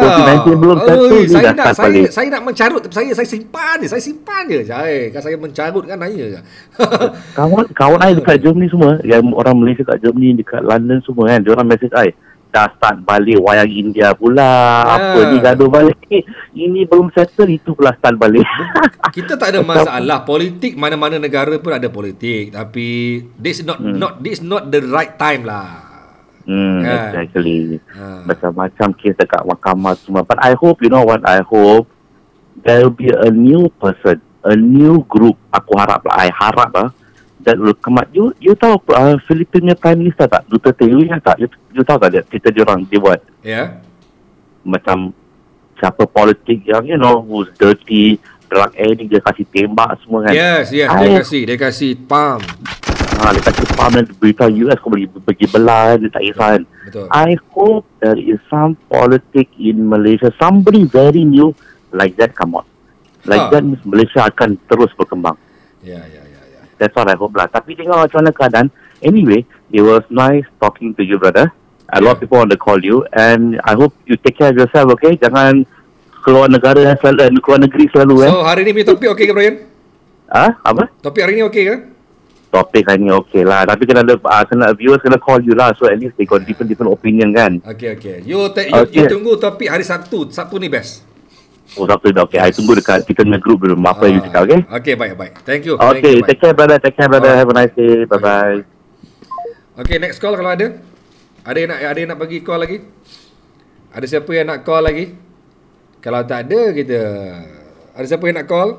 Ada tak yang nak call lagi? Tak ada ke? Manalah pergi korang ni. Selalu korang call. Hari ni korang, lately ni korang dah malas nak call kan? I hope lah, you know, bla bla bla. Apa ni, you know. Oja, call aja. Call aja. Call lah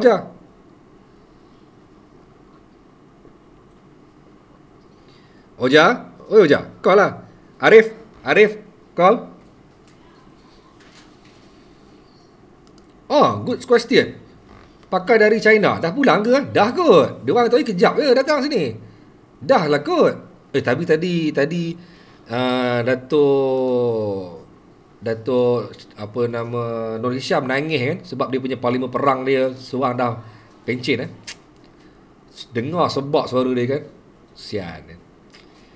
Yelah, dia punya orang kanan dia kan. Baik, ada siapa nak call lagi? Tak ada ke? Oja terus senyap. Oja mana Oja? Oja. Okay, baik. I'm not ready. Alah, bukan suruh buat video call. Orang suruh buat call biasa je pun. Alamak. Okay, baik. Kalau tak ada orang nak call lagi, saya stop lah. Saya pun stop awal lah ni kot. Stop awal lah. 12 lah. Dekat pukul 1 dah. 12.53 minit malam. Baik. Okay, kalau confirm, kalau tak ada apa-apa lagi, kalau confirm tak ada lagi yang nak membuat sebarang panggilan, saya nak war-warkan sekali lagi pada anda semua bahawa besok hari Sabtu, topik dia pasal etnik Emban. Etnik yang rare gila punya. Pengalaman saya yang juga gila sebenarnya. Pengalaman yang memang best tapi gila je lah. Naik ke satu gunung dekat Sarawak ni. Dekat Sarawak So orang Sarawak boleh mengesahkan atau boleh share korang punya pendapat dalam live hari Sabtu ni. Okay? Hari Sabtu ni. Okay, baik. Kalau tak ada apa-apa lagi, saya minta komen korang macam manakah live hari ni. Adakah live-nya okey ataupun tidak? Keep komen. Apakah pendapat korang tentang live hari ni? Kalau tak ada orang nak call, dia kesian saya. Okey, saya tutup ruang untuk call. Terima kasih kerana bersama saya malam ni, dan saya harap kita dapat berjumpa lagi pada waktu yang sama pada hari Sabtu ni. Topik pasal etnik Emban di Sarawak. Apapun, PKPP bukan penamat kepada PKP. Langkah kita jaga kita perlu diteruskan. Teruskan menjaga diri anda dengan sebaik mungkin. Hari Ahad ni saya nak ke ladang ala warisan, nak pergi jumpa dengan Tuan Akmal. So mungkin ada benda yang menarik yang saya boleh sharekan nanti daripada ladang ala warisan untuk anda semua, insya-Allah.